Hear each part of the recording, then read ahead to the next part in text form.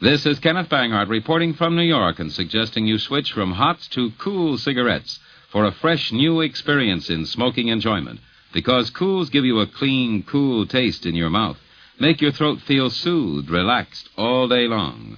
Coming up, no comment from an embassy, a turn down for Russia, a $1 billion payroll, something for the hometown, the story of an unusual request. And now a story about making a choice. Yes, a simple choice, but one that can have a great deal of influence on the kind of day you have if you're a smoker. It's the important choice between hot cigarettes and cools. You know, there's really no need to go through the day with a throat that feels rough and raw and a mouth that feels dry and hot. No siree. Simply switching from hots to cools can change all that. What a wonderfully smooth, refreshed feeling in your throat you get from cools. What a clean, cool taste in your mouth. Why don't you make the important choice tomorrow? Start the day with cools, king size or regular, and you too will feel like singing. When you find you have a cough, here's the thing to do right off. Switch from hots to cools. As Willie the Penguin says, smoke cools. Smoke cools. King size or regular.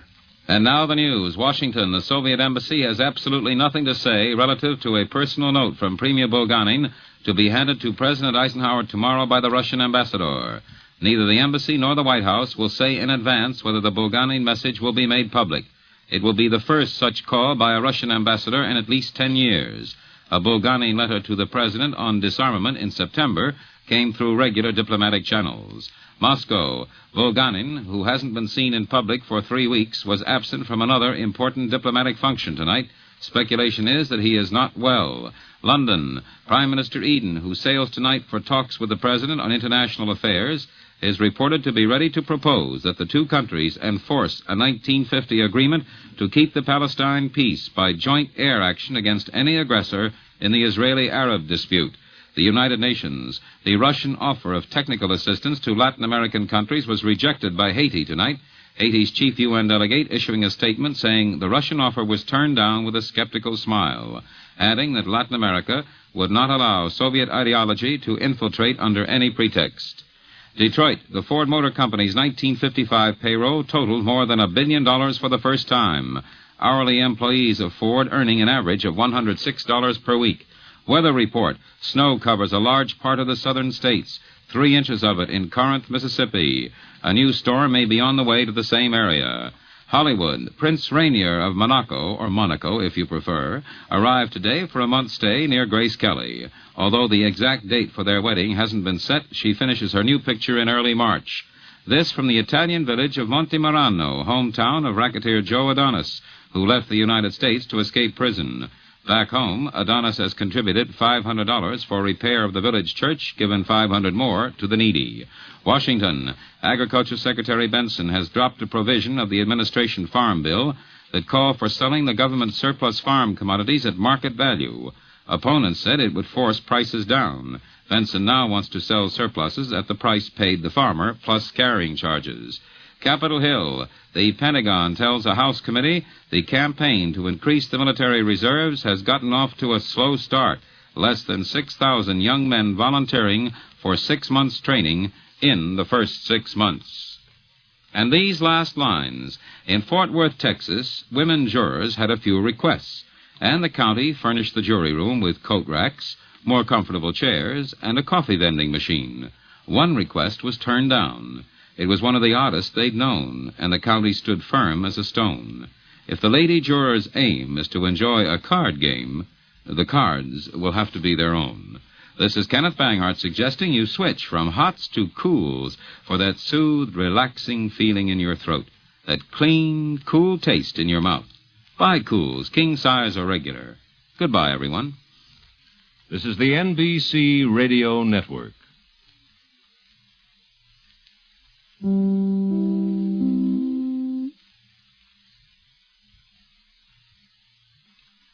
In just a moment, biographies and sound. But first, don't stop, don't look, just listen.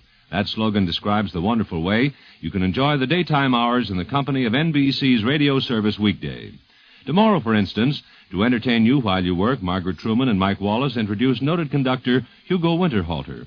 Theatrical press agent Richard Maney, Elizabeth Madeira, fashion consultant, stage and screen star Monty Woolley, and many others. It's all yours for the best variety entertainment. Weekday, tomorrow on this station. And now stay tuned for Biographies in Sound on NBC. I was told that he was once invited to one of those dinners given by organizations in which there are endless speeches, and naturally, like most of us, he wanted to duck that one.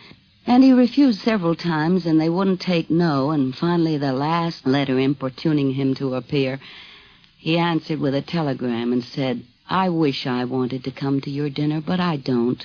The National Broadcasting Company presents Mr. John, The Golden Story, another in a series of biographies in sound.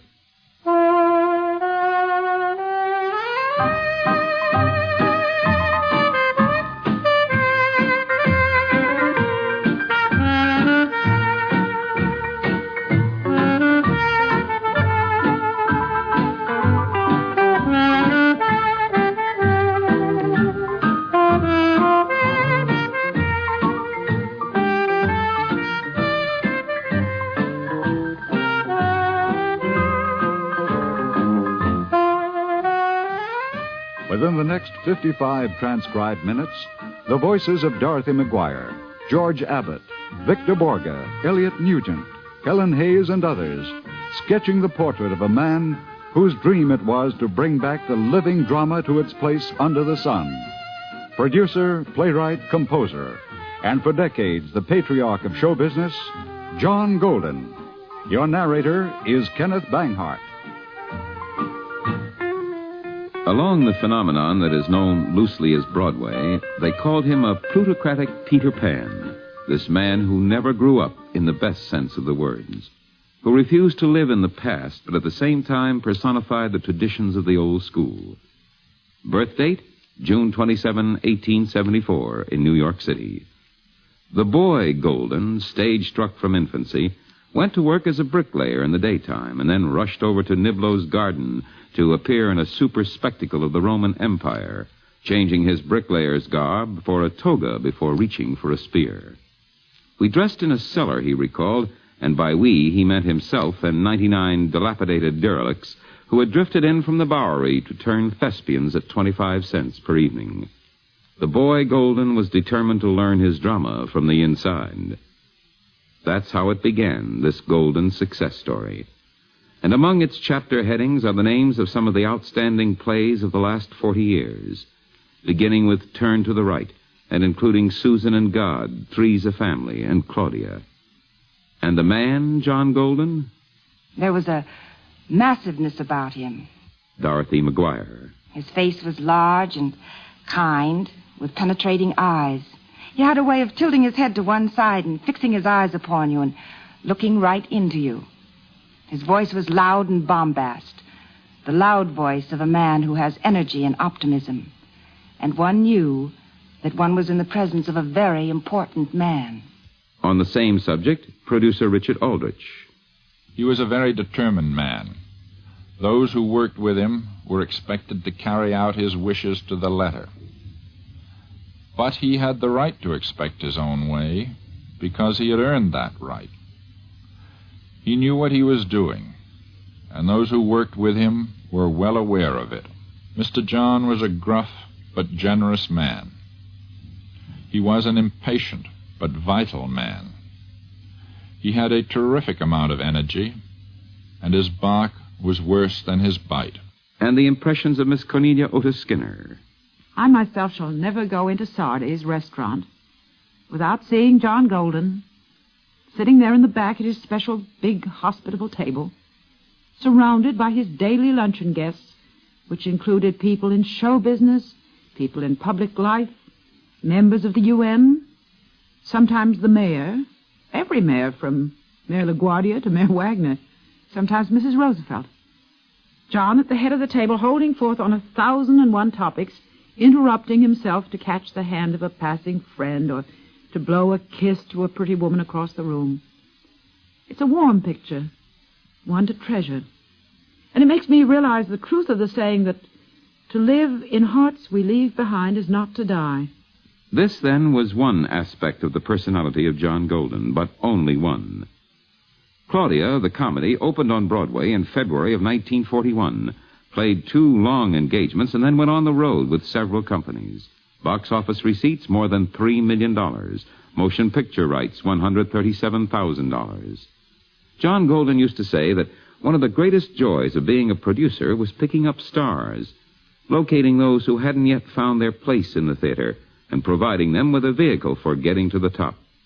And usually, credit for the discovery and exploitation of the stuff stars are made of could be chalked up to him alone. But there was one case where the credit pie was cut into quarters. The first time I met John Golden, I stood in his very large office in the St. James Theater building, with the sunlight of 44th Street filtering through the windows. Dorothy McGuire, remembering. At the end of that long room was a great large desk, and behind the desk was a door that opened upon his own private barber shop, and beyond that was an inner office. The personality of John Golden needed a lot of room. He brought me into his office to introduce me to a friend of his, the late Commissioner Carey of New York City. The conversation went something like this. "Well, Jim, what do you think of my new star?" And then he and Jim stood back about 10 or 12 feet from me and circled about me. I felt somewhat as if I were a filly in a paddock. And then John said, "She stands like a good racehorse, doesn't she?" And so it was that I felt the appraising eye of a man who had appraised many artists. That's account number 1, and it's not altogether in accord with the owner of another appraising eye, John Golden's barber, Joe Lapomo. When they were casting Claudia, I walked in just at the time when he was interviewing Dorothy McGuire and another actress. After the interview, he says to me, "Which one do you prefer?" Well, I says, "Dorothy McGuire." A prettier girl than the other girl. Of course, they cast Dorothy McGuire, and it was a terrific hit. Version number 2, followed closely by still another eyewitness, Vincent Sardi. This was when I had first started working in the restaurant, and I was very much in awe of Mr. Golden at that time. And he called me over to the table one day and looked at me rather ferociously. I thought he was going to scold me for something or other a waiter had done. And finally looked at me and he says, "Yes," he says, "you're pretty young." He said, "You must know who the young actresses are that are around now." He said, "I don't know any more of the young ones. I know all the old ones." He said, "We're casting a show now, and we're looking for a nice young actress to play the part of Claudia." Well, frankly, I'd never read the book, never heard of Claudia, didn't know exactly what he was talking about, but he had me so scared. I looked up in the lobby, and there was standing a nice young actress called Dorothy McGuire. And I said, "Why, there's Dorothy McGuire. She ought to play the part," and sure enough, she did.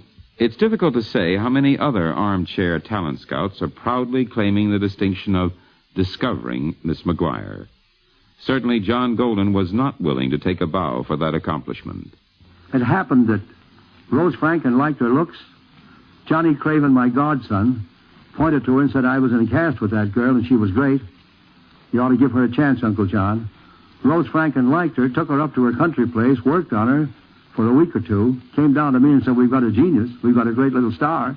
And so, the next thing I know, there was a little girl playing Claudia in Rose Franklin's play Claudia, and I had a successful play, and that's how I became a great producer. But the great producer also committed a number of what might be politely termed major goofs, errors in judgment that he later was fond of recalling. Not all the youngsters who came to his office asking for a break were recognized for their potentialities. When I produced Seventh Heaven originally, I had a good little girl by the name of Catherine Cornell in it. I let Catherine Cornell go. I let Katharine Hepburn go. I let worse than that go. I had Spencer Tracy and fired him out of a part and gave it to Frank Craven. I've made more mistakes. I played some funny little show with a star. The star was Leo Carrillo. And about the third act, a small actor came out on the stage. He was a general in the Mexican army. And he had a few lines and a glare and a pop in his voice that made the audience sit up straighten their backs and stare at this new thing. And I didn't know enough to keep him. I'll tell you his initials, Edward G. Robinson. The list of those who were told by Golden they just didn't have it does not end there. It goes on to a name that became a synonym for America's matinee idol. I had written a musical comedy called The Candy Shop. And the young juvenile in that thing was a fresh young monkey by the name of John Barrymore. Well, he was bouncing around there, chasing the girls all over the boardwalk down Atlantic City. And my best friend was a fellow named Winchell Smith, who subsequently became my partner. And he had written a play called The Fortune Hunter. But they wanted a leading man. Now, I had this fellow Barrymore in my company. But sometimes I'd call a rehearsal and little Jackie wouldn't be there. He would go out of the Apollo Theater in Atlantic City, out of the boardwalk in a wheelchair with two chorus girls in the company and say, just go AWOL, and I'd just wait there to rehearse those two chorus girls and Mr. Barrymore till they got darn good and ready to come back. Well, when Winchell Smith read me his play, The Fortune Hunter, I said, that Barrymore boy would be grand for that part. I really meant that. Too, I was glad to get rid of him. But enough about the Golden mistakes. If his hits had not greatly outweighed them, John Golden would have had difficulty becoming one of the few Broadway producers who accumulated a substantial fortune. The embryonic plans for that fortune, incidentally, started with chewing gum in the days that John was constantly fighting with the law of self-preservation, a young actor in Manhattan, resting between engagements. When a chewing gum manufacturer offered him a job, Golden jumped at the chance to make 15 cents commission on the sale of a jar of chewing gum. But in addition to peddling it, Golden experimented with a new flavor, essence of cloves chewing gum, and it sold. Various cafes putting the new type of gum in bowls with a sign underneath reading, "Have one," and Golden's job was to keep the bowls filled. But alas, the very popularity of the product was its downfall. Men would stop and fill their pockets, and just when it looked as though Golden and clove chewing gum were reaching the apex of success, the bar owners realized they were giving away 11 cents worth of gum with every 10-cent drink.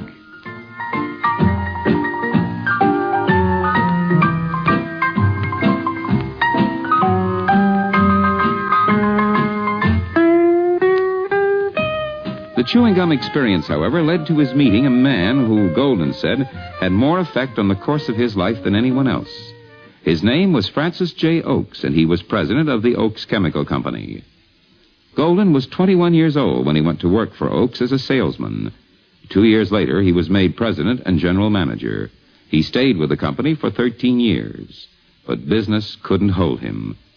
When I figured I'd put by enough money so I wouldn't have to worry about meals, he said, I lost no time in getting back to my true love. That chance came when he was 34. He wrote lyrics for 4 consecutive Hippodrome shows. They were nothing to brag about, he later admitted, and he used to console himself that the Hippodrome was so big that the audience could never make out the words anyway. It was at this time that he was told to write a number for a Japanese singer who had been engaged at the Hippodrome. He grudgingly came up with lyrics borrowed from the story of Puccini's Butterfly, and much to his chagrin, the words were combined with a refrain of what at the time seemed to him a terrible tune.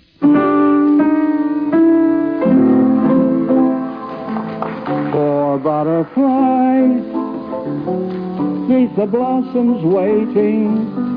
Poor butterfly, pick it up, for she loves him so. The moments pass into hours, the hours pass into years, and as she smiles through her tears, she murmurs low, the moon and I know that he'll be faithful. I'm sure he'll come to me by and by. But if he don't come back, then I'll never sigh or cry. I just must die. Poor butterfly. Now, if you want to try it. Poor butterfly. Neath the blossoms waiting. The melody Golden disliked so intensely became the musical vogue of the nation. It was strummed, hummed, whistled, wept, and played by a million pianos, ukuleles, and tenors in the land. The U.S. went butterfly mad about a tune its lyricist despised.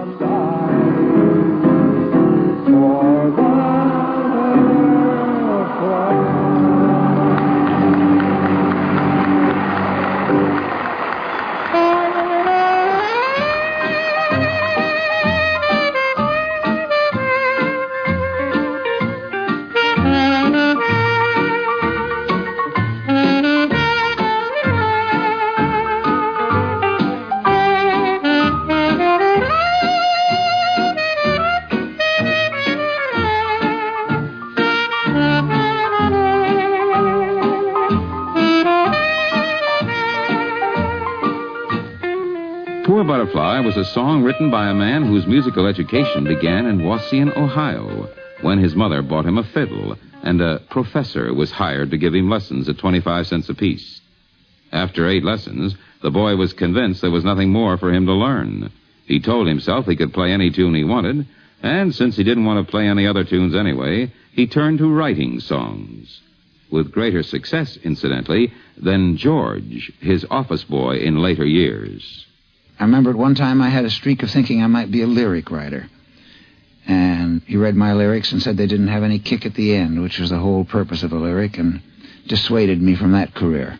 Producer, playwright, actor, director, George Abbott. When I first met John Golden, I was employed only as an actor, but I was an aspiring playwright. And I took him some of my plays. And he read them and encouraged me, but didn't buy any plays. And then he suggested that I come and work in his office. And I think my salary was $15 a week. I had various jobs. Sometimes I sat at the front desk and turned away actors. And then eventually I became kind of a sub-casting director and assistant playwright.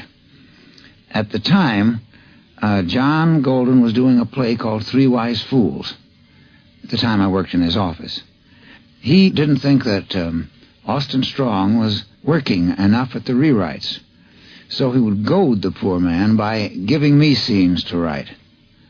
And I, being very ambitious, would turn out a scene, undoubtedly a very bad one, in short order. And this would make Austin turn to it and write a better scene.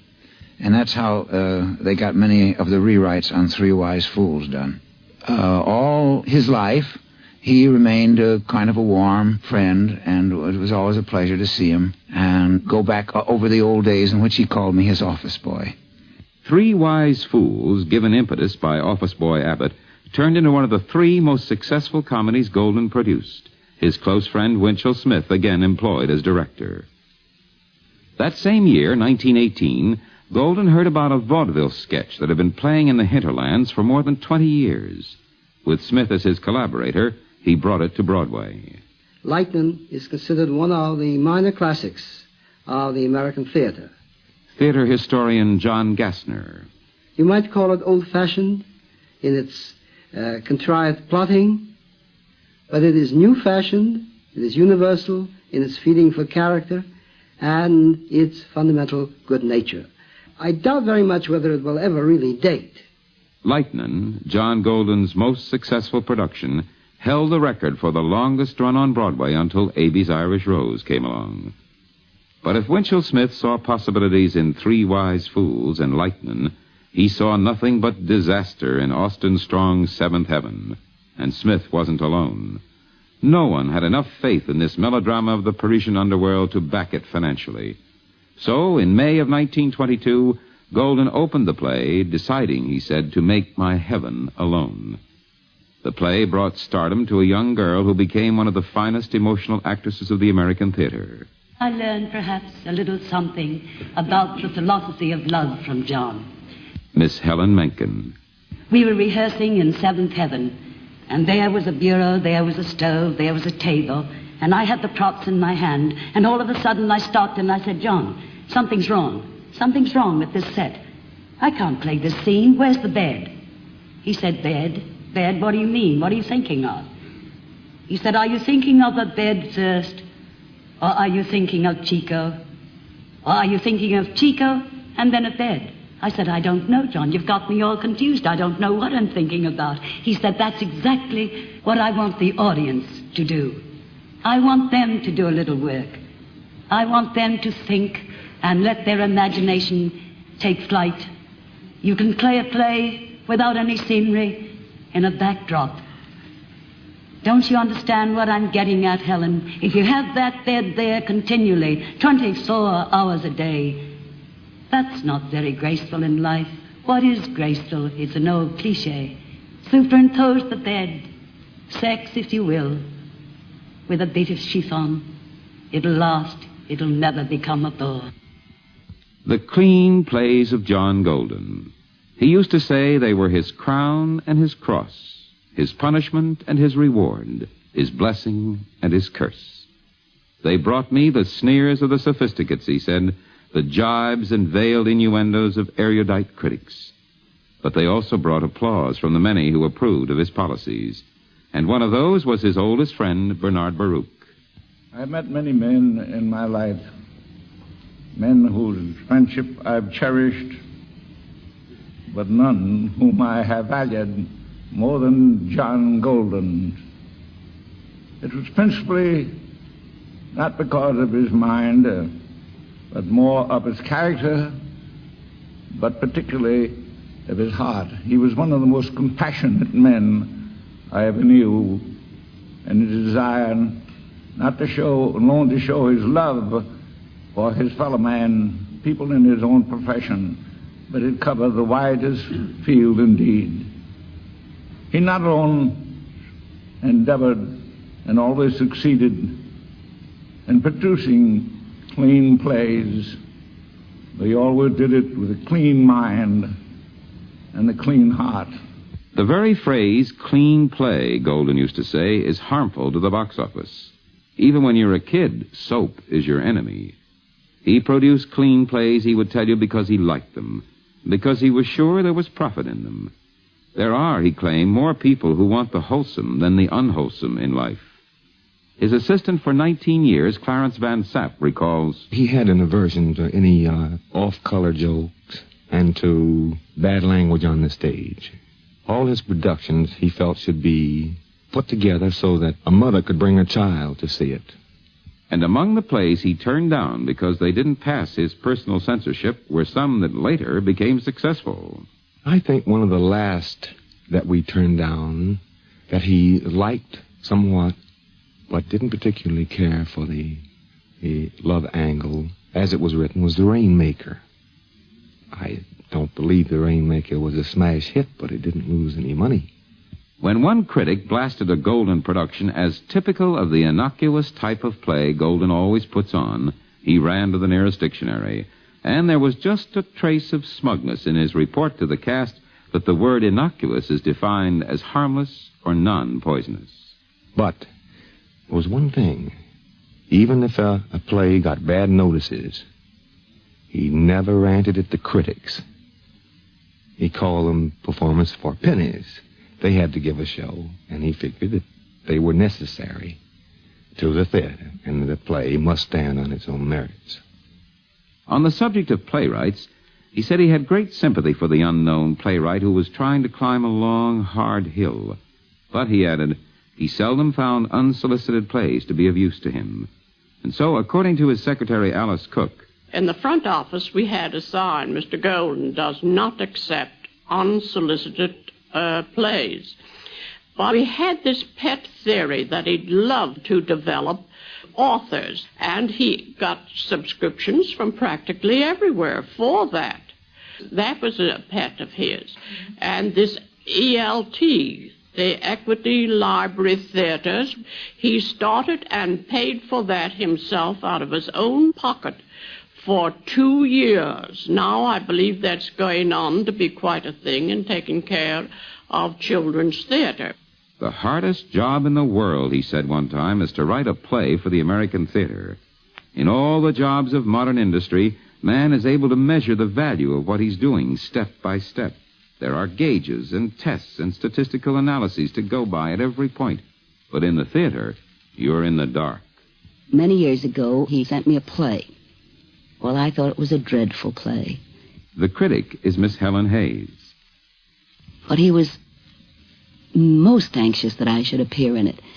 And after saying no by the telephone and by letter and other means, he finally persuaded me to come down to have lunch with him in his office. He thought that if we talked it over face to face, I might be won. I did so. And the luncheon table was set in his office with a nosegay by my plate and a bucket with champagne by the table, and it was all very festive. I still wasn't won, except by his warm and adorable personality, and I had a very good time. But at the end of lunch, he finally, as a last resort, I suppose, took me to the window, and he pointed up the street there, up 44th Street, where his office was, and he said, "You see that theater up there? Well, I own that theater, and if you do this play, I'll bring it into that theater, and I'll change the name. How would you like to have a theater named after you? How would you like to see that sign there in front of that theater read?" And he pointed to the sign, and he went down the sign. Helenhay.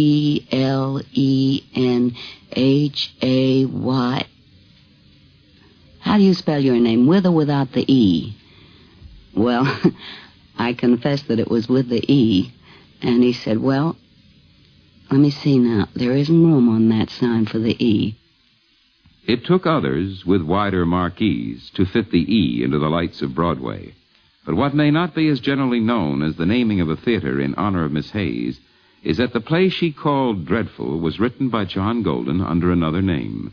Written in his office, where he sat behind an ancient desk on which stood golden telephones and inkwells, and into which he put the souvenirs of 80 colorful years.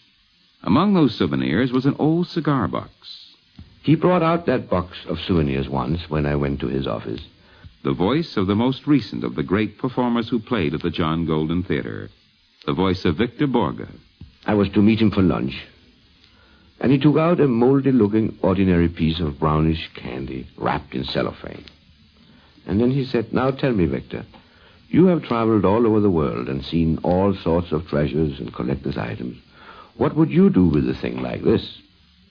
My first answer was to consign it to the garbage pail. But then he told me the story of how he had acquired it. It seems he was at the White House the weekend President Roosevelt returned from the Tehran conference, and he was dazzled by the souvenirs the president had brought back. Moroccan leathers, embroidered slippers, jeweled boxes. Mr. Golden was particularly thrilled when the president invited him to choose one of the souvenirs for himself. He looked over the exotic display and finally chose the least impressive looking of the all. A small box of quite ordinary looking candy. Its significance to him was the romantic fact that it had been made specially for King Ibn Saud of Saudi Arabia, who had personally given it to President Roosevelt, who now had personally given it to John Golden. And so he had kept this candy all wrapped up in his regal cellophane in his desk drawer for almost 10 years. When he finished the story of its history, he said, "Now tell me, Victor, what can I do with this? A gift from a king to a president to me. I can't display it. It doesn't look like anything. I can't eat it. It is probably rotten after all these years, but I certainly can't throw it away. What can I do with it?" Suddenly his face took on the mischievous, boyish twinkle he had to the end of his more than 80 years, and he said, "I know what I'll do. I'll give it to you." And so, now I am the proud but bewildered owner of a gift from a king to a president to John Golden, to me. I cannot display it. I cannot eat it. And I certainly cannot throw it away. Perhaps someday, when I am 80 years old and in a position to give lofty advice to a rising young actor, I will bequeath him my golden treasure. Biographies in Sound, featuring tonight the story of John Golden, will continue in just a moment. NBC News is honored to acknowledge the receipt of a double award for Biographies in Sound from Radio and TV Daily on behalf of the radio and television editors of the United States. For highest honors, the award reads, in the field of radio documentaries during 1955 and for the best transcribed series of 1955. Now, a brief pause for station identification.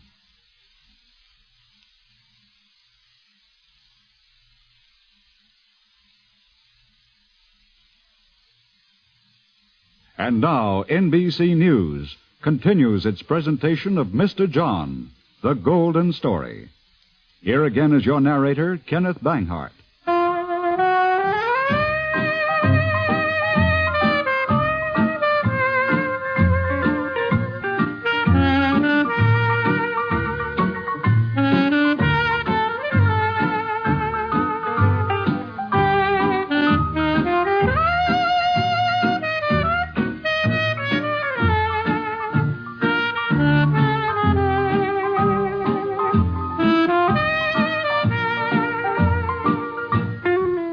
John Golden was never quite sure how many songs he had written since the day he realized there was money in setting rhymes to music. He collaborated with such composers as Irving Berlin, Oscar Hammerstein, and Victor Herbert, and with at least one personage normally not associated with writing songs. Playwright and actor Elliot Nugent tells the story. We did a play together. He and I co-produced a play which I had written called A Place of Our Own. John was especially friendly to this play because it had to do with the period of Woodrow Wilson, and he had had an association with Mr. Wilson, was a great admirer of his. In fact, Mr. Wilson once allowed him to publish a song using some of Wilson's words with Mr. Golden's music. He was very proud of this, and rightly so. It wasn't long before Golden was being asked to write scores for musical comedies, his reputation stemming from such ditties as this one. When this dancing craze first started, I was nearly broken-hearted to discover that my shoes were full of feet. They had no sense of rhythm, couldn't do a darn thing with them, but just walk around and go and find a seat. When I'd hear the music playing, something seemed to keep on saying, why don't you do like that, but one foot's always late. I knew how I should do it, but I never could get to it, for my mind and feet would not associate. But now I've learned it grand, I can dance to beat the band, but there's one thing I can never understand. I can dance with everybody but my wife. She's out of step from start till we get through. The trouble is that she insists on leading me, which she does in every other thing we do. With others, I'm as graceful as a young gazette, but with her it's just a struggle and a strife. I can dance as good as Castle, but with her it's just a wrestle. I can dance with everybody but my wife. Along came a musical called Chin Chin, and a predicament. During a lull in the proceedings, the hero was supposed to sing a song at the girls in the chorus, but no song had been written for him. Upon orders from the producer, Golden went to work in what he later described as a little room filled with plumbing fixtures adjoining the producer's office. Within 30 minutes, he submitted Goodbye Girls, I'm Through, a song that earned him thousands of dollars. With the money, as a matter of fact, with the first $3,000 of it, he set himself up as an independent Broadway producer. His first venture turned to the right. It brought in hundreds of thousands of dollars. But to get back to the people around John Golden, a fascinating assortment of folk ranging from Woodrow Wilson to Lillian Russell, from King Leopold of the Belgians to FDR. Mrs. Roosevelt put it this way. His plays were chosen for the birthday plays for my husband, and he came down, and my husband grew very fond of John Golden, and they used to reminisce about the theater in my husband's youth. I remember once he brought the play, This is the Army, up to Hyde Park so my husband could see it, and improvised stage props and curtains and everything else in the library at Hyde Park. But he was particularly happy because somebody didn't come, and it was just a casual walk on the stage, and he got me to do it. And he just gloried in that from that time on. I think he was one of the people who got more joy out of life from what he could give than anyone I ever met. He was always thinking of things that he could give people. I remember once he came to my new apartment, which was new then, but which I'm now living in, and looked out at my garden. He didn't say anything. I had a little garden at the back, and I hadn't really had time to do much about it. And I came in 2 days later and discovered that the gardener that looked after his things in the country had been sent in and, without my doing anything at all, was replanting my garden. I wasn't quite sure that I liked his choice of flowers, but I was very grateful for the kind thought of Mr. Golden. He was just a sweet person. I've worked for Mr. Golden for 19 years. His assistant, Clarence Van Sapp, recalls, he was a difficult man to work for because he was a perfectionist. He expected perfection of himself and of all those about him. There were many anecdotes told about him, and many of them were, to be frank, not complimentary to Mr. Golden, but he enjoyed them regardless. I remember his telling me that early in George Kaufman's career as a director, he hired him to produce a play for him at the little theater. He called George in and said, "Now, George, I'm going to give you this job directing a play. I want you to block it out and put it on. You can do what you want to with it.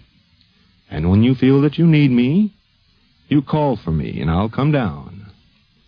Well, Mr. Golden was never known for his patience. He waited a week, and he began to become fretful about it, wondering how it was going. He said, "Well, I'll give him a few more days." He waited 10 days. Still had not been called by Mr. Kaufman. He waited 12 days, and finally he could no longer stand it. He jumped up and said, "I think I'll go down on the stage and see how George is getting along." Well, when he arrived, Mr. Golden, in his usual affable, booming way, said, "George, I don't like the way you've been ignoring me." To which Mr. Kaufman calmly replied, "You don't, John? How would you like to be ignored?" On heartless Broadway, in a world where kindness is often rare, John Golden is remembered for being the exception to the every man for himself rule. He was a bluff and hearty man, and one wouldn't ordinarily think of him as being particularly sensitive to the feelings of others, but he was. Again, Elliot Nugent. I know when I returned to New York after my first visit to California, when I had first gone out there to work in motion pictures, I'd been gone for a year and a half, and I arrived back in New York late one evening, and the next morning I was walking down 7th Avenue on my way to the Lambs Club, and I anticipated a friendly reunion with some of my friends. The first person I happened to encounter on the street was John Golden, and as we passed, I said in a very cheery way, "Hello, Mr. Golden," and John said, "Hello," kept on going. I suppose I looked a little crestfallen unconsciously, so I kept on going too. And about halfway down the block, when I'd almost forgotten about having passed him, I heard this booming voice saying, "Hey, Elliot, hey, Nugent." So I turned around, and here was John Golden coming back toward me. I retraced my steps, and we met up again. He said, "You've been out in California, haven't you?" I said, "Yes." He said, "Quite a while." I said, "Yes, about a year and a half." He said, "Well, I just realized after I passed you, I got thinking there was a kind of a funny look on your face. You want somebody to say, 'Hello, how are you? It's nice to see you back in New York.'" I said, "Well, yes, that's just about the way I feel." So he gave me a big slap on the back and said, "Well, hello, how are you? I'm glad to see you back in New York." When I think of him now, I would like to meet him again walking down 7th Avenue. I'd be glad to see him back in New York. In 1909, Golden married Margaret Hestrick, an actress. They had no children of their own, but the gates of their estate in Bayside, Long Island, were never closed to the youngsters of the vicinity. Among those closest to him there was radio and TV performer Jinx Falkenberg McCrary. Yes, it was as a neighbor that we knew John Golden best, because we lived just 10 minutes away from John, where he had his headquarters in Bayside, Long Island. You know, this man who never had any children of his own turned over his estate in Bayside to the Police Athletic League. And he had built for the PAL 7 great baseball diamonds. So there were hundreds of kids every afternoon playing baseball right in his home grounds. I remember so well the 80th birthday, the last birthday that John Golden ever celebrated, when all of Bayside and a great part of New York came out to pay tribute and to wish him a happy birthday. Thousands of people came. So many came into his home in Bayside that some of the neighbors couldn't get in. So John said, "Let's go out." So we got into his car, the top was down, and we drove very slowly through the main street of Bayside, a very small street, but filled with people, with the storekeepers, with the families, with the mothers and fathers and grandmothers and children. And all these people knew John well enough to call him John. And he turned to me and he said, "You know, Jinx, I've had a lot of applause in my life. I've heard it. But nothing has ever moved me as deeply as this does." Later on that very hot June afternoon, when most of the people had gone back to their communities. And John Golden and I sat there, and we looked over his 7 baseball diamonds. And I asked him if the noise didn't ever disturb him, those hundreds of children out there playing and sometimes screaming and maybe fighting a little bit over a score. And I asked him when he was working, composing, or planning a production, if that didn't bother him. And John Golden said very quietly and very simply, "That's the last sound I ever want to hear, the sound of children playing and laughing in my backyard." It was as a poor songwriter that Golden first saw the 21-acre estate in Bayside, the spacious grounds, the private beach, and the palatial house. To be rich enough to own a place such as this. A few years later, the success of Leighton and Seventh Heaven turned a dream into reality. John Golden bought the place and moved in. He was responsible for my first meeting with Gertrude Lawrence, and he often claimed credit for being at least partly responsible for our marriage in 1940. Once more, Richard Aldrich. It all started when I talked to him back in 1939 about trying out a new play called Skylark at my summer playhouse on Cape Cod. Mr. Golden, or rather Mr. John, as Gertrude and I like to call him, liked summer theaters, and he agreed, providing he could persuade Miss Lawrence to return from Florida, where she was vacationing. He sent her a telegram, and she replied with the query, "What is a summer theater?" She had never played in one. She had never heard of one. Mr. John told her what a summer theater was, and replied that she would be very happy on the Cape if she would consent to come. We all agreed on terms, and everything was set for a particular week in August. Then a series of telegrams began to arrive. I must have a house with so many bedrooms. I must have a house on a beach or a lake. I must have a special room for my chauffeur, another for my maid. I must have a dressing room of such and such a size. I must have hot and cold running water. Will my dog be happy, or are there too many ticks? So many telegrams came that I began to get annoyed. "Look here," I wrote to Mr. John. "What goes on?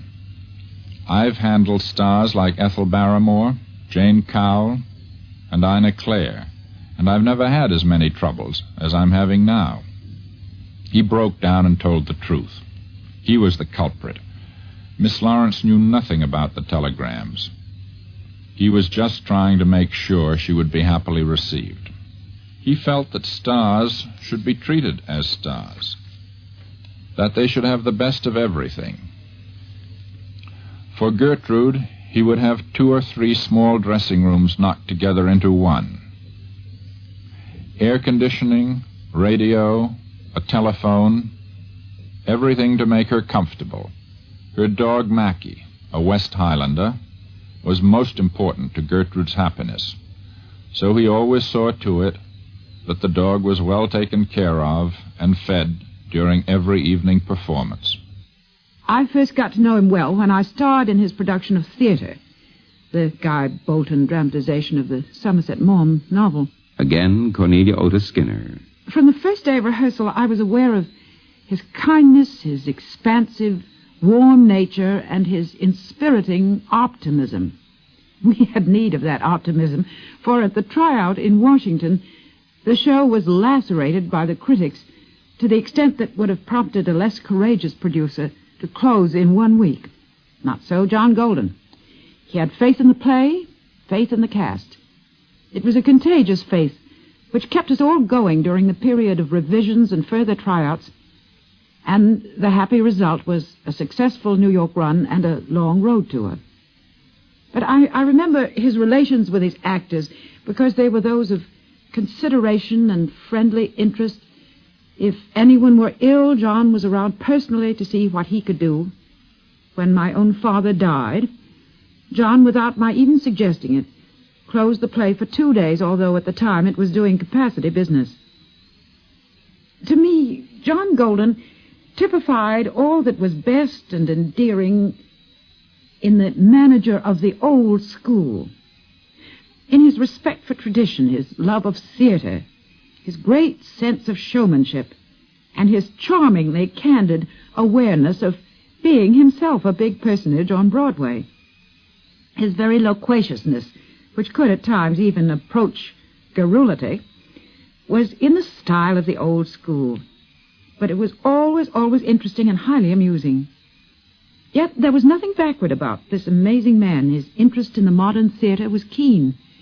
He kept abreast of politics, took part in civic projects, went zestfully in for countless national, community, and charitable activities, and always he had time for his friends. For his great quality was a zest for living and affection for his fellow man. In the words of Lord Tweedsmuir, he maximized his life. In 1924, Golden went to Hollywood to sink a shaft, he thought, into the gold fields of the infant picture industry. It was like a dream, he told his friends when he returned to New York. The picture business is as much like play producing as louse exterminating is like lion hunting. The differences are basic. And then there was radio. The first time I met John Golden established, I've always felt our future relationship. That veteran of broadcasting, Mary Margaret McBride. I'd invited him sight unseen to be on my radio program, and as he always told it, I turned up in the studio about 3 seconds before we were to go on the air. I found him nervously fingering an enormous sheaf of notes, and according to him, without saying how do you do or even introducing myself, I swooped down crying, "What have you got there?" "What I'm going to talk about," he answered, trying to hold on to his precious papers. He always declared that I grabbed the whole business out of his hand and threw it on the floor, and in the background, as we went on the air, the listeners could hear John Golden muttering to himself as he unavailingly scrambled about trying to pick up the pieces. I was right, of course, about his not needing notes, but though he appeared with me again and again, he always came fully prepared with lengthy reminders of what he wanted to say, and I always took them away from him and tore them up before his eyes. He invariably fumed and fretted that now he wouldn't be able to talk at all. As a matter of fact, nothing could have been farther from the truth. Once after I began doing my broadcasts from my own apartment, I really had to lock Mr. Golden up in the kitchen so as to keep him quiet long enough to get in my commercials. He had a notion that he could improve on my way of doing them, but his methods were a little bit unorthodox. Right in the middle of my praise of an ice cream or a cleaner, he'd suddenly demand, "What's that anyway? Is it really any good?" Sniffing as if he were smelling something not quite first quality. But, says his secretary, Alice Cook, one thing he did love was publicity. And his assistant, Clarence Van Sepp, has an example of how this masterful sense of what to do at the right time saved Three's a Family. We finally opened at the Longacre, and we got split notices. Everybody was gloomy, sitting around the office with long faces, but not Mr. Golden. He said, "I'm going to see what I can do about this. I love this play. It's funny. We're at war. People need humor." He says, "I'm going to fight for it." And fight for it he did. And one of his schemes was the printing of a postcard that said something to the effect that, if you like Three's a Family, write and tell your friends, and we'll stamp and mail the cards. And so that we would get good audience reaction, all the seats in the rear of the theater, the Longacre, he filled with soldiers and servicemen who were in town. And it was this word-of-mouth publicity that eventually made our play catch on. He was the most fascinating man I ever met. And he certainly was one of the last of the old-time producers who worked in every department of the plays that he produced, and who never used outside capital. If he had faith in a play, he put his own money into it. And if his friends wanted to buy in, he refused to let them, because he said it was his gamble, and he didn't want to feel, if the play failed, that he had lost money for his friends. And now, the final chapter. John Golden died of a heart attack on June 17th last year. His imprint on the memories of those around him still vivid. The last time I saw John Golden was at the luncheon he gave for 5 of what he called his favorite women. Mrs. Roosevelt, the wife of the mayor of New York City, Mrs. Wagner, Helen Hayes, Dorothy Shaver, and me, and I'm proud that he asked me. It was a gay, moving occasion, with him anxiously worrying whether we should have our orchids at the beginning of the meal or at the end, and solicitously ordering little extras that he was afraid we might not know about. I wish I had seen him the day he came to my apartment with a huge bunch of lilies of the valley, which he left with my doorman, along with a note which said, "I picked these with my own hands in my garden this morning when the dew was on them." Almost to the very end, says actor Donald Cook, Golden was surrounded by work. He was always so active, even in his later years when he was very often laid up. His mind was working all the time. He always had plans. He never accepted any pessimistic attitude. As a matter of fact, I have in my possession now a letter which he wrote to me 2 days before he died, and the letter was setting up an appointment for me to come in and talk to him about a new play. But to those closest to him, the man of limitless energy began to show signs of listlessness. Towards the end, when he got very sick and nothing seemed to matter, of course he couldn't sleep at night, and he used to watch television and listen to the radio. He was quite a fan on the radio, and he was always fussing about radios. Something was the matter with his radio. The thing was that he'd doze off to sleep during the time, and then he couldn't hear it, and he'd imagine something was wrong. And towards the end, he got so very weary. He said, "Alice, nothing matters." He said, "Don't ever get old." This, then, was Mr. John, and this was the Golden Story, 1874 to 1955. The great thing about the theater is that it can indulge in so many talents and personalities. But there are very few showmen. John Golden was a showman who passes the torch of living theater from one generation to another. And so he has become part of our theater heritage.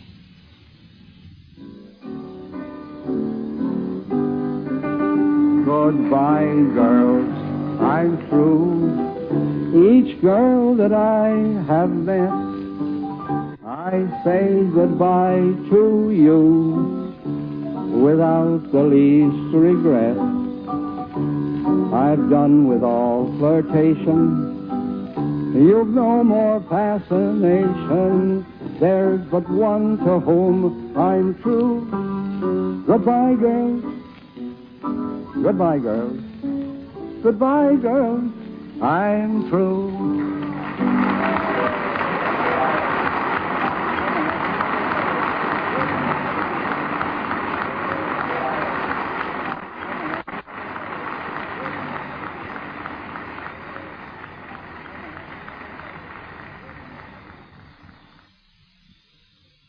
You have been listening to another specially transcribed feature of NBC's Biographies in Sound series, to be presented every week at this time. Script and editing by Joseph Denbo. Production, Gloria Kay. Your narrator was Kenneth Banghart. Prepared under the supervision of Arthur Wakely for NBC News. Let's visit with McGee and Molly tonight on the NBC Radio Network.